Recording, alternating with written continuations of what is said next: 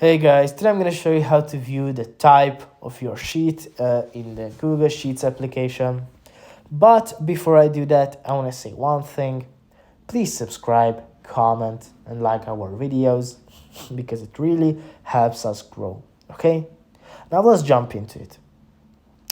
As you can see, I'm in the Google Sheets application here right now. I'm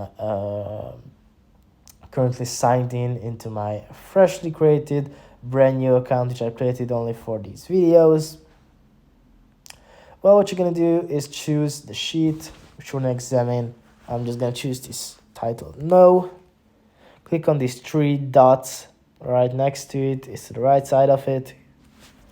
Here you'll have to scroll down all the way until you find an option called details and activity. Click on that, and here in the first row it will say type. Mine is Google Sheets, but if you have an Excel file or anything else, it will show you different here. So yeah guys, thanks for listening. See you in the next one.